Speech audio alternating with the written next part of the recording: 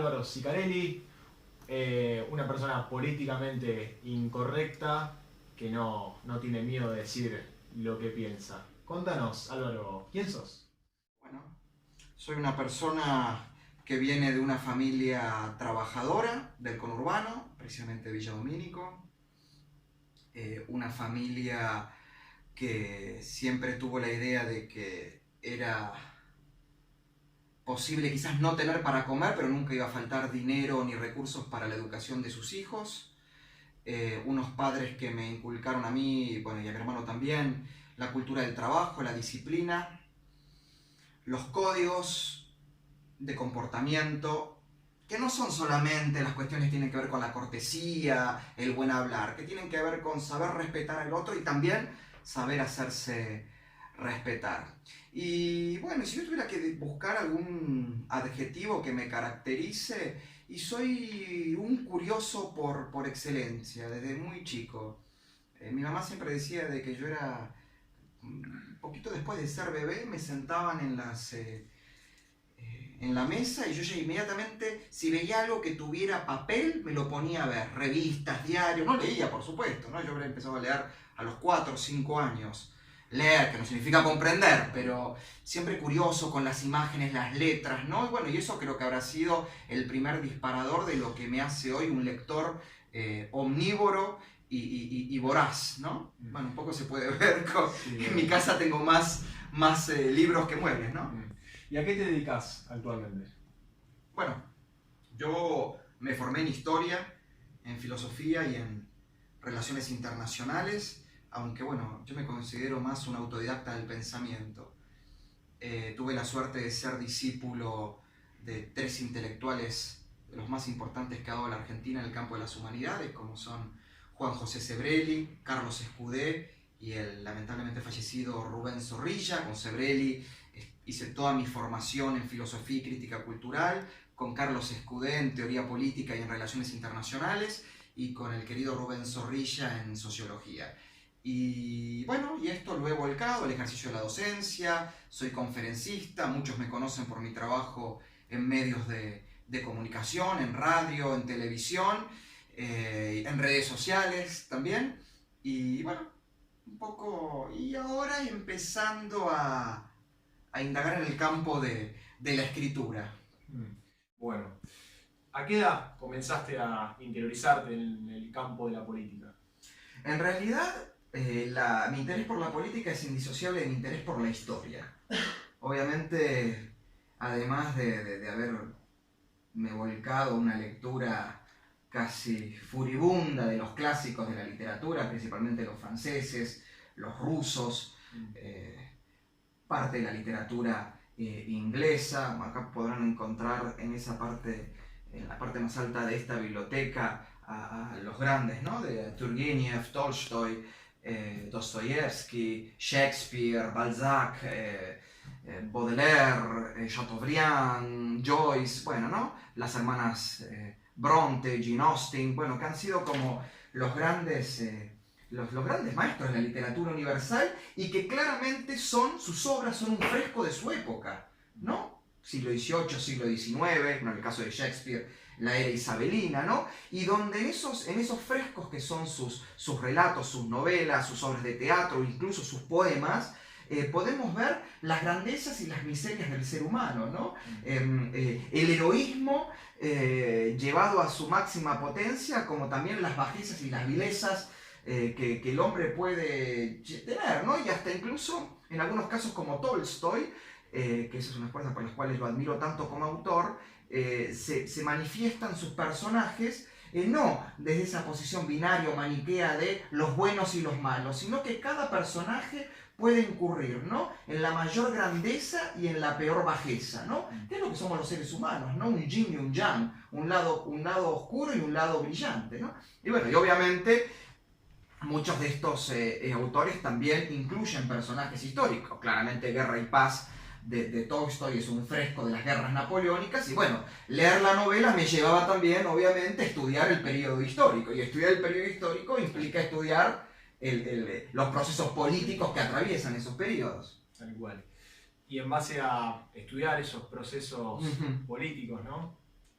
que tuvimos en nuestro país, vos comenzaste siendo un socialista, Alfredo Palacios, Sí. con De Justo. Sí. Y primero, ¿por qué comenzaste con esa decisión? Y luego realizaste un cambio tan radical en base a tu ideología, en cuanto a tu ideología política. En realidad, a diferencia de lo que te cuentan los dirigentes políticos de cualquier extracción, obviamente los socialistas, los comunistas, te van a decir que, obviamente, cuando leyeron por primera vez el Manifiesto Comunista de Marx y Engels, o cuando leyeron, qué sé yo, las obras de Bernstein, o de Kautsky, o de Rosa Luxemburg, o los liberales te pueden decir lo mismo con la lectura de Adam Smith, de John Locke, de Stuart Mill, o de los grandes pensadores de la escuela austríaca, ¿no? Von Mises, Menger, Röpke, bueno, ¿no? Yo no. Yo realmente digo que mi conversión a una forma sui generis de socialismo, porque no era un socialismo marxista ortodoxo, ni tampoco una socialdemocracia militante, llega a mí a través de un libro que también me marcó muchísimo, y que no lo nombré el autor, que es acá están los dos tomos, pero voy a agarrar el primero, que es, bueno, acá está en francés, ¿no? Que fue como, no es esta edición, lo leí en una edición más antigua, de Le Miserable de Victor Hugo, Los Miserables, ¿no? Que es un fresco de, al igual que las grandes obras de Dickens, un fresco de la clase obrera y de las clases marginales de la Francia del Imperio, ¿no? Y yo quedé marcado con esto, ¿no? Fascinado y aterrorizado también, ¿no? Con los padecimientos, con el sufrimiento de los trabajadores, de los mendigos, de la esclavitud a la que se sometía a los niños, ¿no? Y que Víctor Hugo, que precisamente no era un hombre de izquierda, sino que era un republicano moderado, un conservador liberal, denuncia en este libro, ¿no?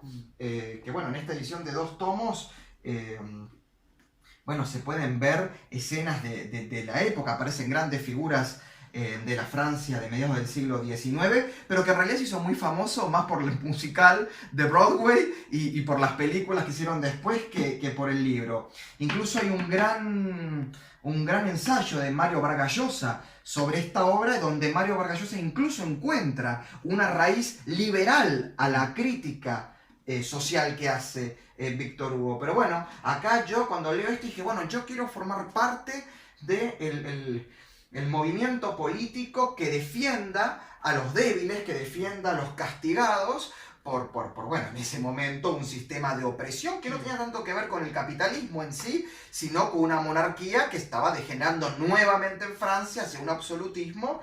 Y bueno, lo primero que tuve cerca que fue el movimiento socialista. Bueno, y ahí empecé a partir de los 15 y 16 años a participar en el secundario de la militancia estudiantil. Después lo hice en Franja Morada y el movimiento reformista en la universidad. Si yo adhería al movimiento socialista, empecé a formarme en los grandes teóricos, ¿no? Del movimiento socialista, que justo en esta parte de la biblioteca tengo parte, ¿no? La otra parte está toda embalada, ¿no? Obviamente Karl Marx, ¿no? Tanto su obra política, filosófica como la económica, Michael Harrington, que es un gran historiador del socialismo, Marshall Bergman, bueno, obviamente Gramsci, ¿no? Toda la escuela de Frankfurt, que me formé mucho en eso, Habermas, Adorno, Horkheimer, Marcuse, hasta más o menos los, digamos, 20, tengo 30 y tantos, más o menos los 25, 26, 27 años, que descubro una obra que tampoco tiene que ver con la filosofía, ¿no? Una obra que a mí me marcó muchísimo, que es cuando leí por primera vez Archipiélago Gulag de Alexander Solzhenitsyn, que es la historia de una víctima del sistema de campos de concentración de trabajos forzosos del estalinismo. Y en este libro, que en realidad son 3 tomos, bajé uno, nada más cuenta, ¿no? lo que es el comunismo, ¿no? El comunismo es totalitarismo, el comunismo es criminalidad estatizada, institucionalizada. Y realmente estas 2000 páginas entre los 3 tomos de Archipiélago Gulag hacen que rompa casi, ¿no? Como una epifanía, rompo por completo con toda esa idea de utópica de que el socialismo en todas sus vertientes, el castrismo, el maoísmo, el stalinismo, el Khmer Rouge en Camboya, los partidos comunistas de Europa Occidental, todo esto que proponían realmente era una pura mentira y que siempre iba a degenerar en esto, ¿no? Campos de concentración, censura, tortura, bueno, todos los males, e incluso que repetía, y en algunos casos de manera más violenta, los mismos crímenes que los comunistas dijeron combatir contra el eje nazifascista. Así que bueno, este libro fue un poco donde corté, pero obviamente necesitaba no solamente quedarme con la cuestión histórica, sino también empezar a estudiar a los críticos del marxismo, del socialismo, y bueno, acá en mi biblioteca, no se ve muy bien, están todos los partes, ¿no? Porque también esta hay otra parte que está embalada, pero están los autores que más me han influenciado en esta transición hacia, no digo el liberalismo, ¿no? Sino a la defensa de las ideas de la libertad, ¿no? Con su complejidad y su pluralidad. Y te voy a mostrar algunos autores que a mí me han marcado muchísimo. Por ejemplo, muchos de estos libros, yo leo mucho en francés, en inglés o en italiano. Raymond Aron, ¿no? Un ex comunista y ex existencialista, miembro también del grupo existencialista sartreano, ¿no? Este es el libro Penser la liberté, penser la démocratie, o sea, pensar la libertad y pensar la democracia, reúne los principales libros, ¿no? Donde él critica, por eso lo recomiendo mucho, ¿no? Él critica, por ejemplo, la invasión soviética a Hungría, a República Checa, ¿no? Hace todo un estudio, compara al nacionalsocialismo con el estalinismo, ¿no? Muestra... también. Exactamente, bueno, muestra las similitudes, ¿no? De estas dos fuerzas que supuestamente eran antitéticas y terminan siendo... casi similares, ¿no? Otro autor que también me ha marcado muchísimo, tanto por su defensa de libertad y por su crítica a los enemigos de la libertad, que es el gran Antonio Escotado, ¿no? Este jurista y filósofo español, que, oh casualidad, también fue miembro del Partido Comunista Español y luchó en el Vietcong, dentro de unas brigadas internacionales que participaron de la guerra de Vietnam. Este libro es, ¿no?, una obra cúlmine del pensamiento liberal.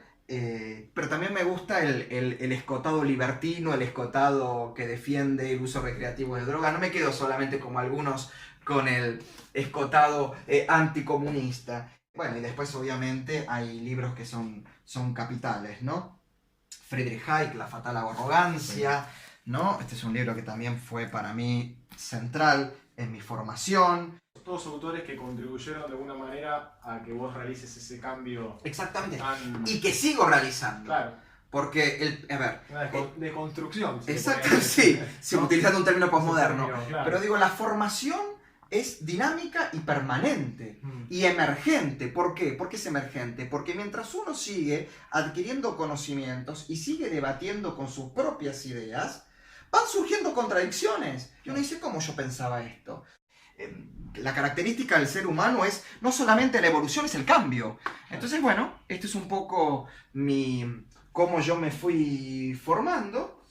Y nada, y si se dan cuenta, ¿no? El saber es bueno, pero ocupa lugar. Podemos confirmar que el saber es poder. Ese saber es poder. Bueno, y otra cosa que yo le recomiendo siempre a todos los chicos jóvenes con ustedes, que tienen 20 años menos que yo, es la historia, leer historia, ¿no? Todo ese sector que está arriba, tengo por lo menos 4 estanterías más que están en otra habitación, es todo historia. Estos son como los libros fundamentales que yo leo y utilizo permanente. Pero leer historia, no se puede entender la filosofía, la política, la economía y la cultura entendida como expresión artística, ¿no? Y como identidad, si no sabemos de historia, si no comprendemos los procesos históricos, si no recurrimos a los 3 tipos de fuentes que nos da la historia.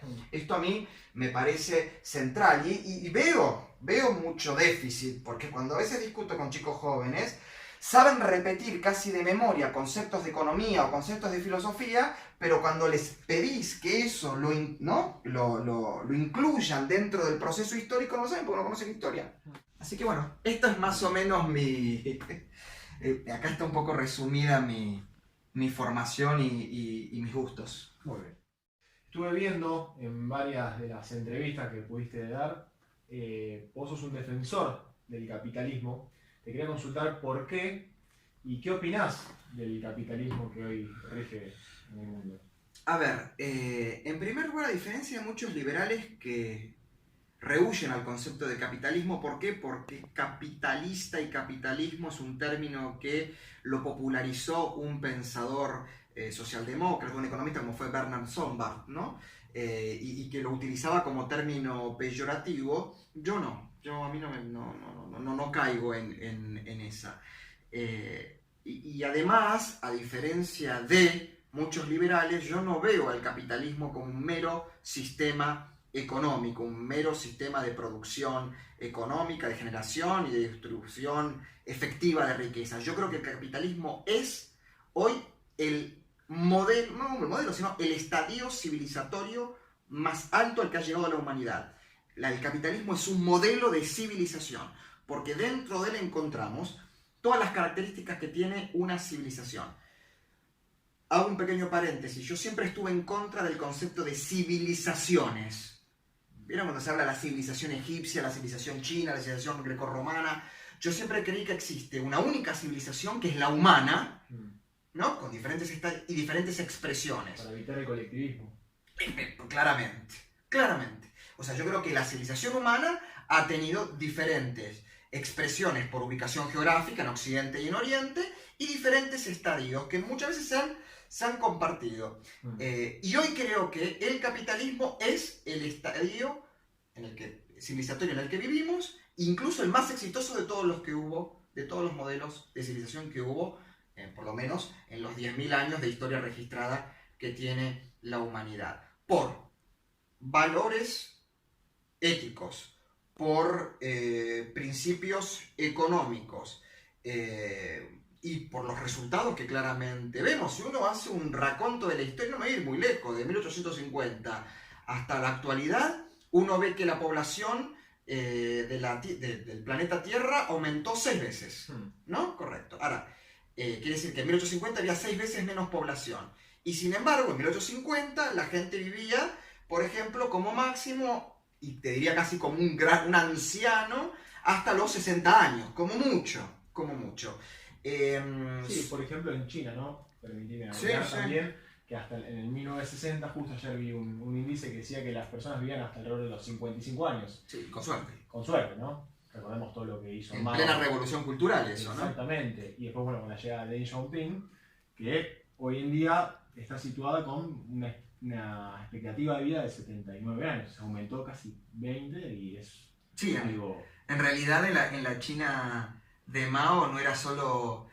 uno no vivía hasta los 55, 60 años solo por la falta de acceso a los bienes, servicios y recursos necesarios para la supervivencia. Las posibilidades de que te maten por la mera disidencia creo que era uno de los motivos más importantes por los cuales la esperanza de vida era tan baja. Pero volviendo a esto que te decía, ¿no? En 1850 teníamos 6 veces menos población y la gente vivía hasta los 60 años.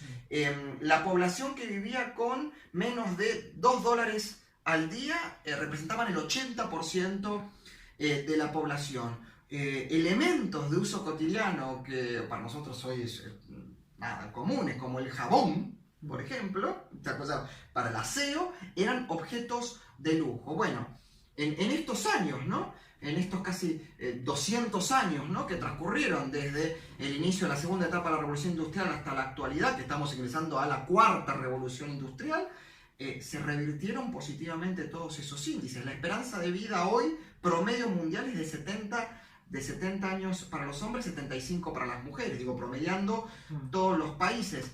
Hoy es al revés, hoy el 80% de la población mundial vive con ingresos que lo ubican entre el sector, ¿no? Lo que podríamos llamar el sector trabajador, la clase media, media alta y alta. El acceso a los servicios básicos, agua, luz, electricidad, gas, es amplísimo. La tecnología, que ha sido la columna vertebral de la revolución industrial, promovida por el propio espíritu del capitalismo, es la que nos ha permitido acceder La revolución de los alimentos, la revolución de las medicinas, la revolución de las comunicaciones, ¿no? Hoy lo que antes se tardaba meses en poder comerciar o la transacción que podía costar días en hacerse, hoy es en segundos, ¿no? Hoy nos enteramos de un proceso político en Egipto, en China o en Estados Unidos en minutos, ¿no? Con sus pros y sus contras, ¿no? El ascenso de la inteligencia artificial, hoy estamos todos nosotros viviendo un capitalismo, me preguntamos en un momento, ¿no? ¿Y qué esperaba, ¿no? Estamos entrando a un capitalismo, o ya estamos, ¿no? A una civilización capitalista de carácter algorítmica, ¿no? Hoy los algoritmos casi que deciden por nosotros, nos dejan casi en bandeja nuestras decisiones, ¿no? Y hay planteamientos que hay que hacerse desde el campo de la ética, desde el campo de la economía, desde el campo de la cultura, ¿no? No vamos a ser los mismos seres humanos que lo que fueron nuestros padres, nuestros abuelos, ni hablemos nuestros antepasados, ¿no? Incluso hay un gran desafío que hace que este capitalismo hipertecnificado, que yo defiendo, yo soy un optimista racional, no soy un tecnofílico rabioso, pero soy un optimista racional, este capitalismo algorítmico, digital, ¿no? Nos está planteando un futuro de una nueva especie. No sabemos si el día de mañana vamos a estar entre el hombre conviviendo con la máquina pensando y reaccionando como el hombre, o directamente una nueva especie donde el hombre biológico se fusiona definitivamente con la máquina, digo, ¿no? Entonces, la pregunta es, y quizás esto puede dar para otra parte del diálogo, ¿no? Los liberales, los libertarios, los defensores de las ideas de la libertad, ¿están pensando en cómo encarar filosófica, económica, política y culturalmente estos desafíos que parecen de ciencia ficción pero están a la vuelta de la esquina? En base a todos estos datos, ¿no? Que vos muy bien exponés, ¿por qué la gente decide no consumirlos, o que quizás es peor, omitirlos? Sí. ¿De quién es la culpa? Y también si a nosotros, los que opinamos que el capitalismo es el mejor sistema que existió hasta la actualidad, ¿por qué, digamos, si nos juega en contra la insensibilidad de alguna manera, que es con lo que nuestros adversarios, por así decirlo, quizás es un término muy fuerte, pero nuestros adversarios utilizan ciertas técnicas más relacionadas a lo emocional, que a nosotros nos puede llegar en contra? En primer lugar, si tuviéramos que hablar de la humanidad como una torta que representa el 100%, entre el 15 y el 20% de la humanidad se identifica y milita por ideas políticas, filosóficas, económicas. El resto, el 80% restante, es absolutamente indiferente. Y se va moviendo por cuestiones coyunturales y de momento. Así vota, así elige, así muchísimas cosas. ¿Por qué el 80% de la gente actúa así? Por ignorancia. O sea, la gente en un 80% es ignorante. Y la ignorancia da un confort. ¿No? ¿Viste cuando la gente te dice, mejor ojos que no ven, corazón que no siente? Mejor no saber. ¿Para qué meterme? ¿Para qué, viste, conflictuarme? Truman Capote, en un libro genial que se llama Música para Camaleones, decía que cuando, bueno, él decía Dios, ¿no? Puede ser la naturaleza también. Cuando Dios te da un don intelectual, en el caso del don de la escritura, pero puede ser el don de la reflexión, el don de lo que sea, de la ciencia, además de darte ese don, te está dando un látigo, y ese látigo es para la autoflagelación. Y realmente todos aquellos que nos adentramos al estudio de las ideas, al debate, a la defensa de esas ideas y a contradecirnos cuando vamos estudiando, nos autoflagelamos un poco y nos hacemos carne de los problemas, y la vida se nos hace un poquitito más complicada para transitar. Porque sabes que no podés solucionarlo. Pues que es difícil y que es complejo, y a veces decís, ¿y para qué no me estoy dedicando a otra cosa en vez de estar estudiando historia, filosofía, economía, debatiendo con mis adversarios que pueden o no tener razón? No, podría estar dedicándome a otra cosa, no, yendo a bailar, yendo a comprar ropa, satisfaciendo mis ansias de acopio material, que está fantástico, es mucho más fácil. Pero te traicionarías. Bueno, claro, por supuesto, en mi caso sí. Ahora, también hay muchísimos años, siglos y siglos y siglos, de inoculación de algo que a veces se toma en sorna, que tiene que ver con la culpa, ¿no? Uy, yo tengo todo esto y lo tengo, pero por tenerlo otro no lo tiene, ¿no? No, lo que tengo yo le falta al otro. Se deriva en la justicia social. Exactamente, donde hay una necesidad, hay un derecho, nace un derecho, ¿no? Bienaventurados los pobres porque de ellos será el reino de los cielos, ¿no? Es más fácil que un camello atraviese el ojo de una aguja que un rico ingrese al reino de los cielos. Y así, taca, taca, taca.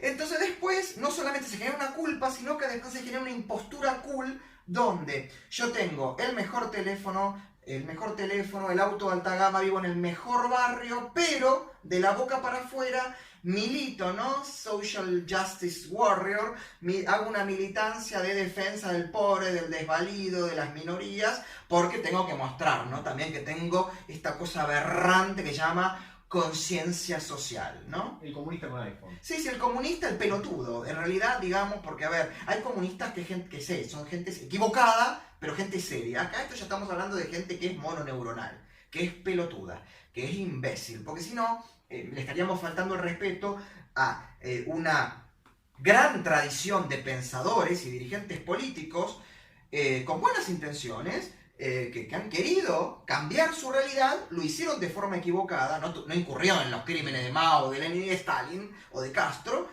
pero estamos comparando con, qué sé yo, anencefálicos de la calaña de qué sé yo, las actrices argentinas, Marina Pichot, qué sé yo, Miriam Bregman, Nicolás del Caño, Tante Palma. Estoy poniendo gente que me parece pelotuda. O sea, no digo que es mala gente, me parece que es pelotuda.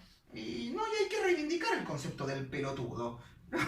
Pero no son ellos, sino son los que lo siguen.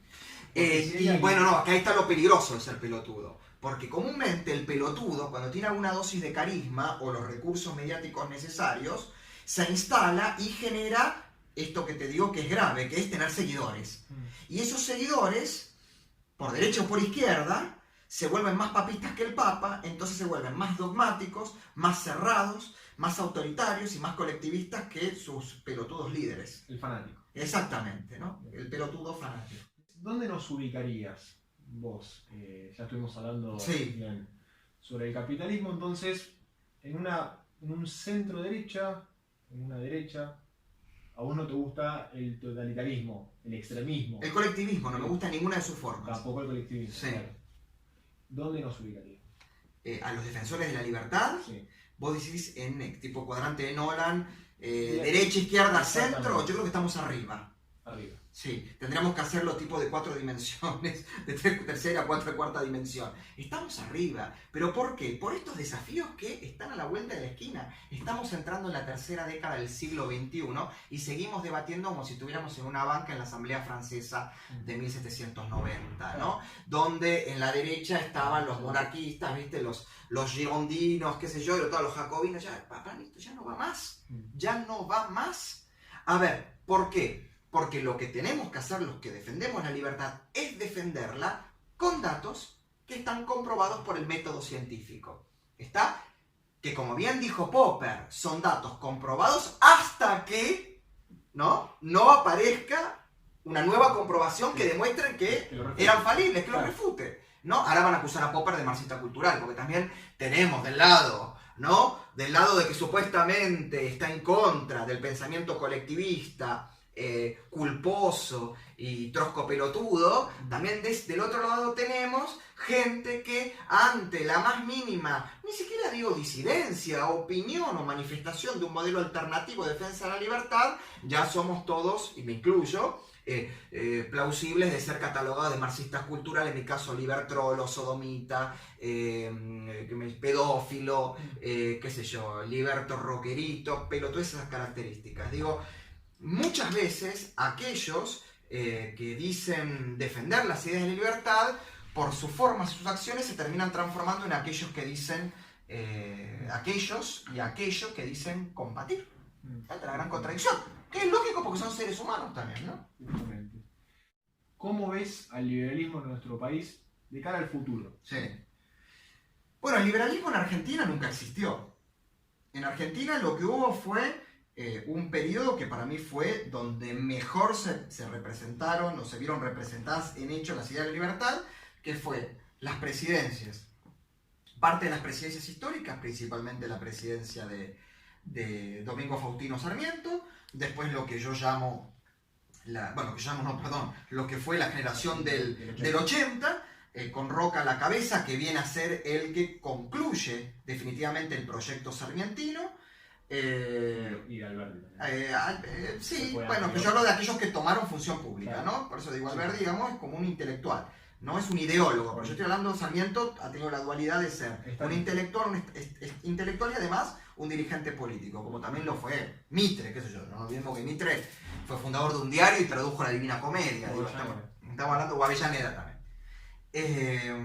Digamos que ese fue un gran periodo. En la mal llamada década infame también tenemos grandes defensores de las ideas de la libertad, que se pusieron en el lado correcto, creo, de la historia en ese momento. Y después tuvimos muchos ultraconservadores, casi reaccionarios, que eran liberales, entre comillas, en lo económico. Pero eso no los hacía liberales. E incluso en Argentina nunca terminó de existir un auténtico partido liberal. Liberal en lo económico, liberal en lo político y liberal en lo social y cultural. Como lo hay, como lo hubo, por ejemplo, lo fue el Partido Colorado en Uruguay, como fue el Partido Radical Liberal en Chile, como lo fue el Partido Liberal Colombiano. Ahora, obviamente, podríamos decir que degeneraron la posición socialdemócrata. Te hablo en el siglo XIX, principio del siglo XX. No lo hubo en Argentina.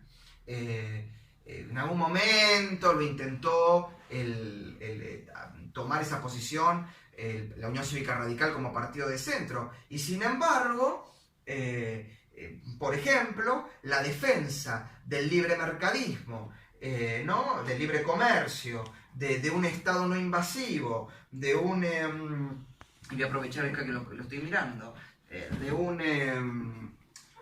Estado no interventor, no lo hizo precisamente en principios del siglo XX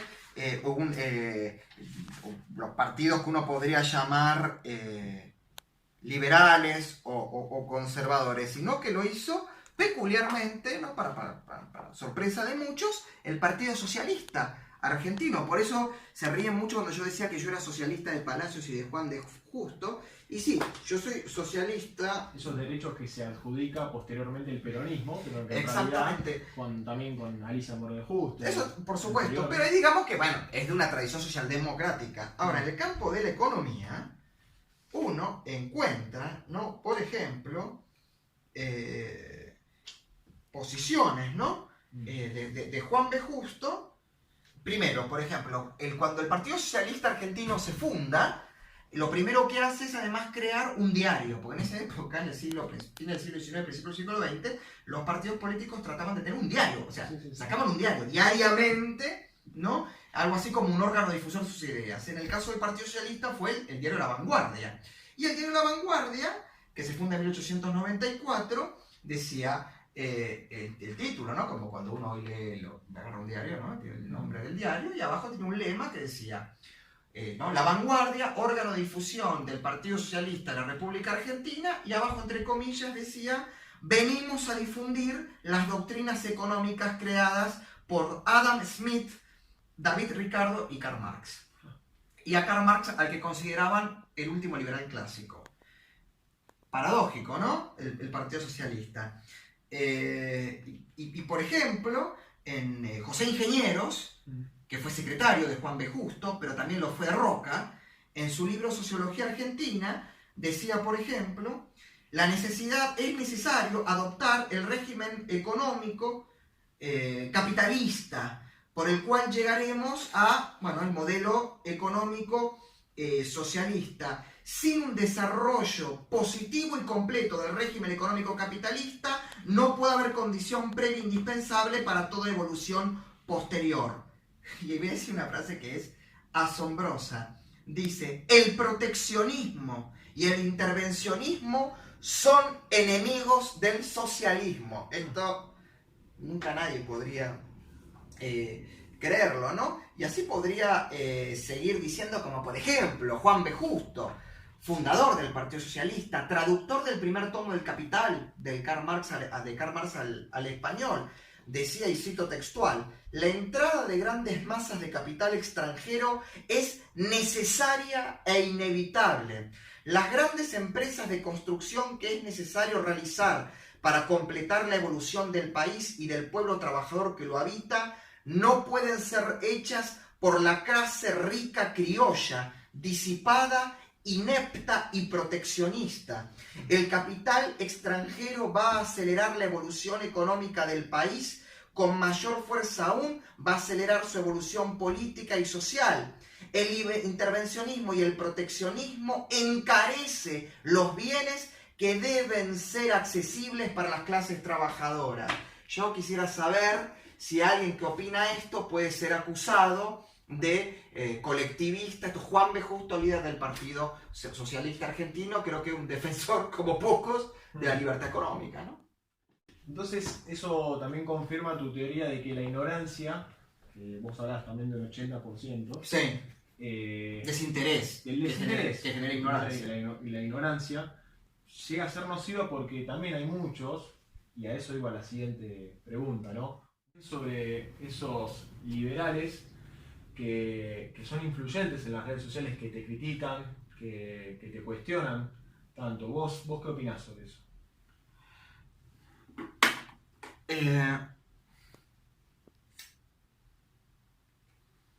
Hay un problema con tu pregunta, que vos utilizás a aquellos que me critican y me contradicen. En realidad lo único que hacen es insultarme, porque para criticarme y contradecirme en realidad tendrían que tener un argumento un poquitito más elaborado al que recurren, ¿no? Yo no... Me cuesta muchísimo debatir o creer que estoy debatiendo con aquellos que hacen macartismo low cost, ¿no? Porque lo único que saben decir es a qué se puede esperar de alguien que en algún momento adhirió al socialismo, que defienda cuestiones que yo creo que son vertebrales en el liberalismo, ¿no? Defensa de los derechos civiles, ¿no? De la propiedad total sobre el cuerpo de uno. Entonces a mí realmente no puedo darle entidad a esos, sí, que creo pseudo liberales, ¿no? Porque de liberales no tienen absolutamente nada.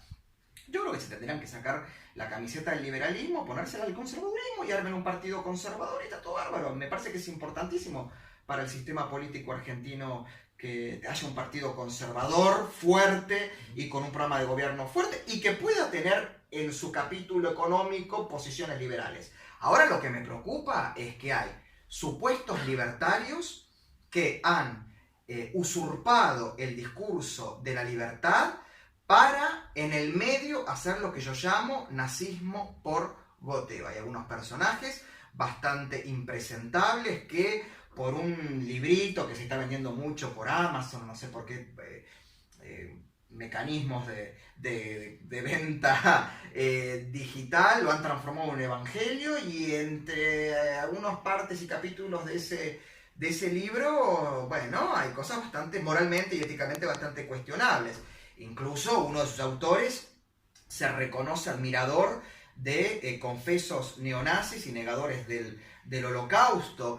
Incluso hay seguidores de este autor que, reivindicando la obra de Hans Hermann Hoppe, están promoviendo como un chiste la idea de crear ciudades y estados autónomas donde la expulsión del negro, del homosexual, del portador de HIV, de lo que todos aquellos consideren un subnormal, sea una práctica contractual normal. A mí me parece bastante preocupante eso. Pero bueno, mira, en algunos puntos a veces la historia se repite, ¿no? Y estas cosas ya han pasado. En algún momento en Argentina estuvo Tradición, Familia y Propiedad, que era un grupo de ultraconservadores, reaccionarios, que con la bandera de la familia, la moral, el orden y el tan usado latiguillo de la defensa de la vida, han generado todo este revuelo. Estas modas pasan, ¿no? Yo creo que esta moda va a pasar.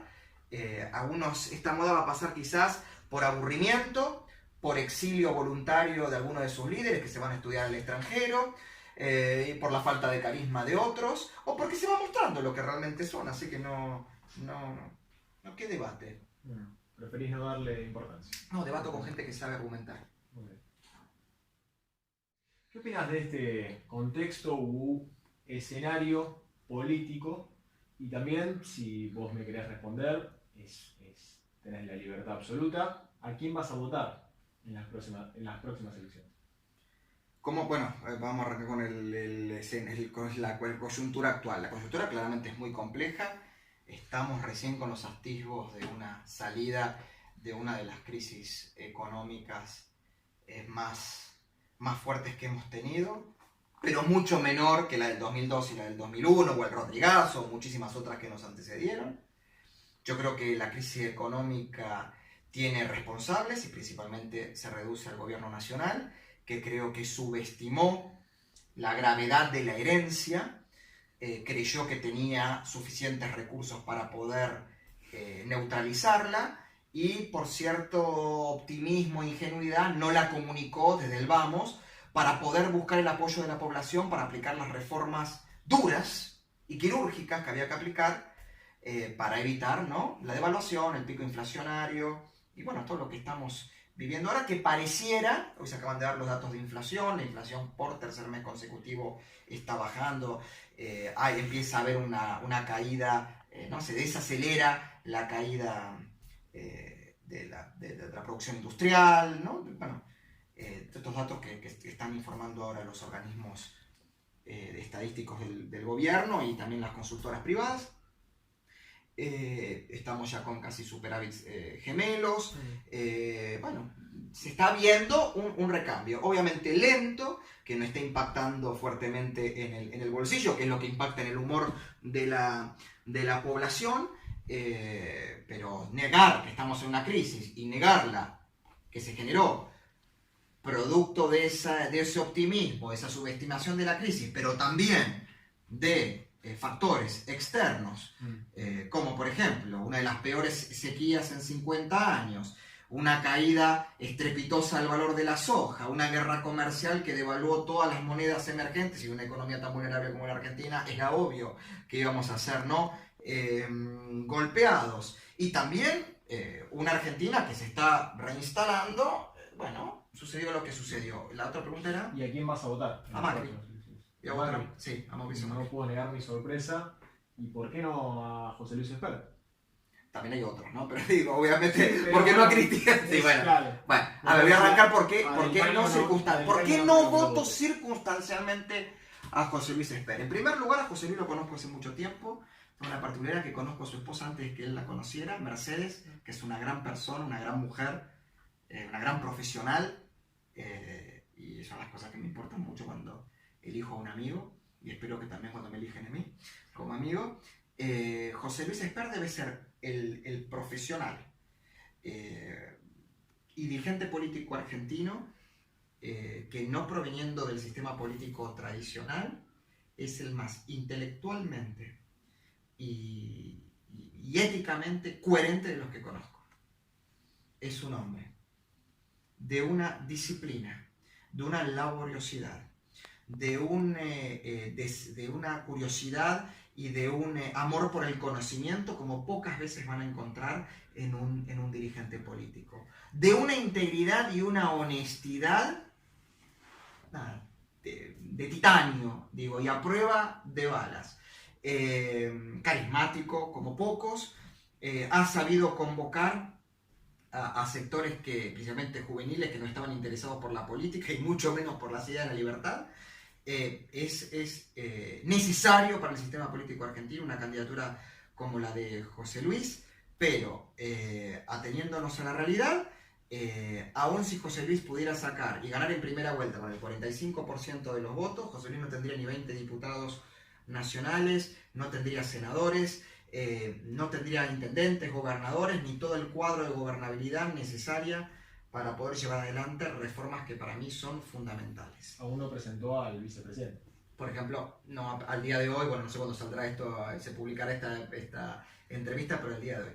Pero repito, para mí José Luis es ineludible para la democracia argentina y sumamente necesario. Es una gran persona, intelectualmente y técnicamente hiperformado, y nada, le tengo el máximo aprecio dentro de todos esos campos.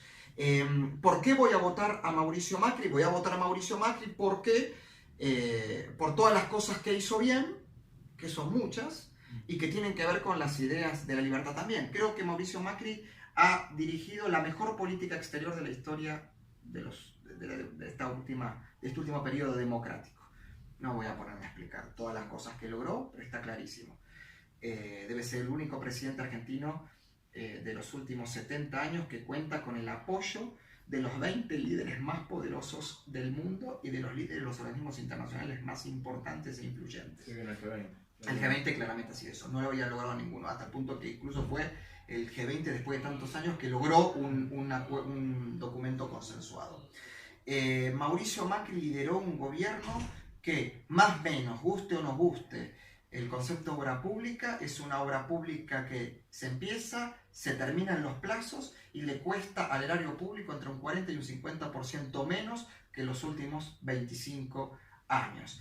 Además, el mismo programa de infraestructura del gobierno, los cambios que se han implementado, hicieron que Argentina subiera 50 podios en los índices de transparencia institucional. Volvió la libertad de expresión a este país. Hoy un periodista, hoy un intelectual, hoy un artista puede decir lo que cazzo se le ocurra sobre el gobierno, sobre el presidente, y no va a sufrir consecuencias, salvo que lo amenace de muerte. Quiero decir, volvieron las conferencias de prensa. Hoy yo hablo con mis colegas del periodismo o del análisis político y me dicen, no puedo creer que yo tengo una duda sobre algo que, no sé, un decreto que firmó un ministro. Llamo, pido hablar con un asesor y me atiende el ministro. El presidente Macri ha roto todos los positivamente los récords de conferencias de prensa otorgadas a medios argentinos y del exterior, de forma individual o de forma colectiva.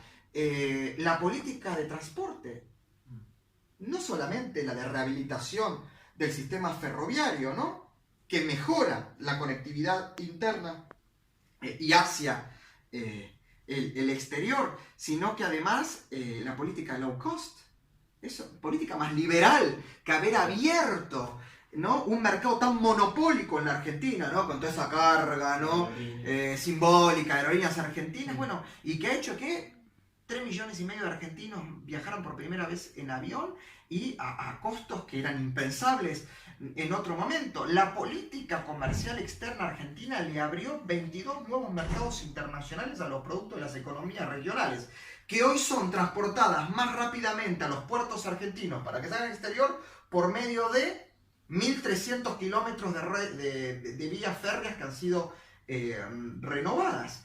Y así podría seguir nombrando una política de medios de comunicación estatales, que yo soy de los que creen que habría que privatizarlos todos, el Estado no debería tener medios públicos, pero mientras estén, sumamente plural. Hoy tenemos una energúmena como Eve Grafini, por poco llamando a derrocar al gobierno en el canal estatal. Claro, para muchos nos resulta aberrante y nos da bronca, pero demuestra el espíritu claramente liberal del gobierno de Mauricio Macri de tolerar tener esa energúmena, ¿no?, en el canal estatal, que no es el canal de gobierno, porque la TV pública, la Radio Nacional, no son los canales del gobierno, son del Estado, que no deberían existir, pero al existir tienen que tener la mayor pluralidad posible, porque ahí son financiados con los impuestos que pagan oficialistas, opositores, independientes. Y sin, disculpa, sí, ¿no?, y sin mencionar cómo foguean ese golpe del que vos hablás, cuando en realidad se indignan por los que sucedieron en el pasado. Ah, pero totalmente. Pero bueno, lo que volvimos a decir antes,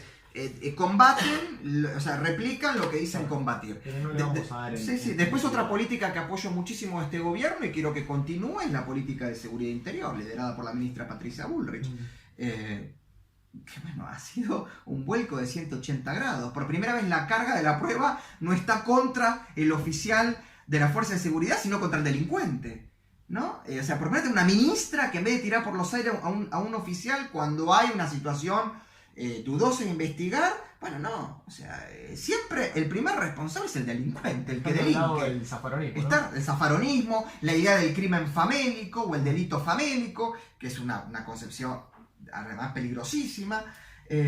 Bueno, y así podría nombrar muchas cosas, ¿no? En base y además tiene la estructura política, claro, y ahora con el ingreso de Miguel Ángel Pichetto a la fórmula, que es un gran negociador, un gran articulador de leyes, ahora se están hablando de varios partidos provinciales que acaban de ganar gobernaciones como la de Neuquén, Río Negro, Misiones, se están sumando a la coalición oficialista, le daría a Mauricio Macri los recursos políticos necesarios para aprobar aquellas reformas que, por diversas razones y circunstancias de la coyuntura política y económica, no se pudieron aplicar.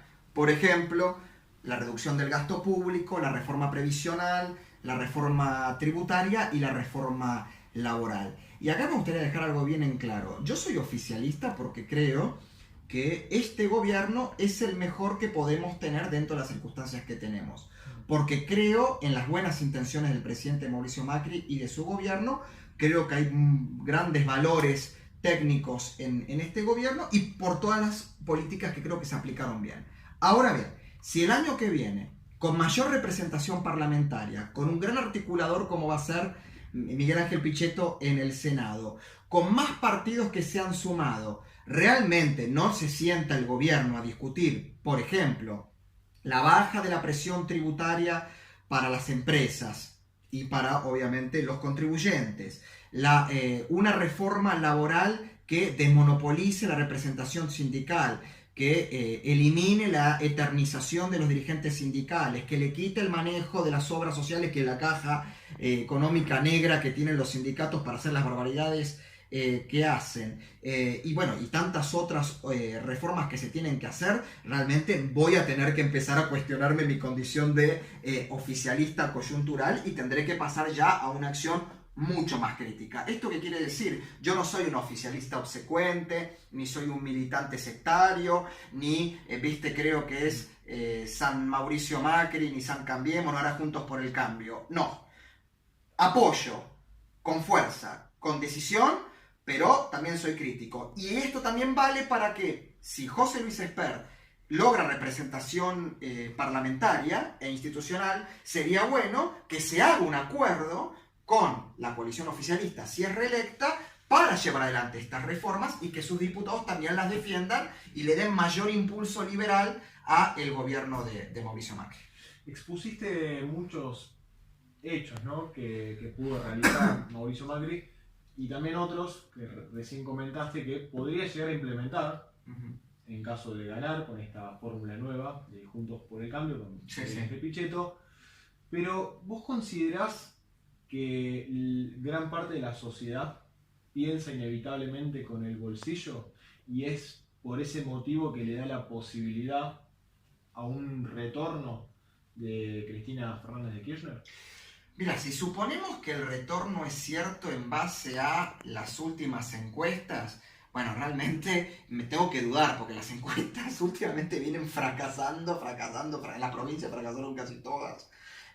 También me pareció muy irresponsable hacer encuestas de intención de votos cuando no estaban ni siquiera formalizados los frentes, ya ni siquiera las candidaturas, los frentes. Todavía las candidaturas hasta el 22 de junio hay tiempo, pero vamos a suponer que es cierto y que todavía Cristina, la alianza Alberto Fernández de Kirchner, iba a decir, bueno, sí, digamos que es Alberto Cristina Fernández de Kirchner, todo así, como un binomio simbiótico. Supongamos de que vuelve y la condición es, bueno, será parte de esa ignorancia, idiocia, consumista, cortoplacista, muy típica de aquellos que favorecen el ascenso de los populismos.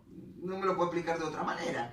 Pero creo que se ha generado un núcleo duro, antipopulista, que por convencimiento pleno o por apoyo crítico va a seguir acompañando al presidente Mauricio Macri. En parte le va a dar el voto también a José Luis Espert, que dice, sí, la economía es importante, pero también una democracia republicana consolidada, con todo lo que eso implica, es condición necesaria también para el desarrollo económico. Entonces no se quedan solamente con el hecho de poder comprarse un plasma, irse de vacaciones, o bueno, saciar a sus deseos, que son muy válidos y respetables, pero que en estas circunstancias, en un momento de transición donde queremos sentar las bases de una Argentina distinta, no tiene que ser solamente el principal motor, el capítulo económico. Debate que tengo también con muchos liberales y libertarios que se centran solamente en la reforma económica y no solamente en la reforma democrática y republicana que este país necesita.